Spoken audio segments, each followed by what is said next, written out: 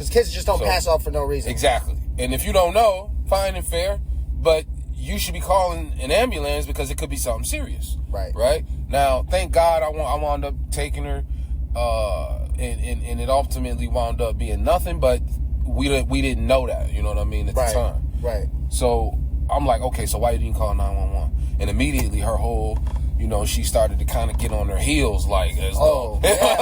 Oh shit! Somebody spotlighting me.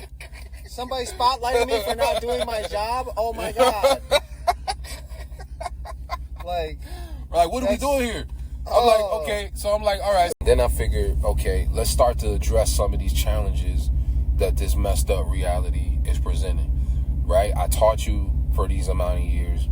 The important thing, at this point, I need to be able to see that you guys can take charge and can do the right thing, right? As far as make the right choices. Because 6th grade going into 7th grade, like that's when a lot of people's lives fall apart. Yeah, like that's included. how mine was. Yeah, like that's when I started making some poor decisions, bro. Exactly. That's when I started smoking first. That's when I was hanging out with all the older people, and then unfortunately, with the whole public school systems too, man, is like you never know what you're gonna get in there. That's you know true. What I mean? That's true. Because it can go either way. Yep. And then I figured, well, you want to protect them, but the problem is that, like, let's say all of the shit that you've been through or that I've been through, right? None of which we would want to have to repeat as far as the traumas.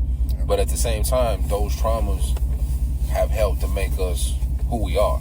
Yeah. You know what I mean? They're challenges. As far as like situational awareness, you know what I mean? The ability to pick up faces, ill intent, read energy, read the room, you know what I mean? All this kind of stuff as a result of those difficulties.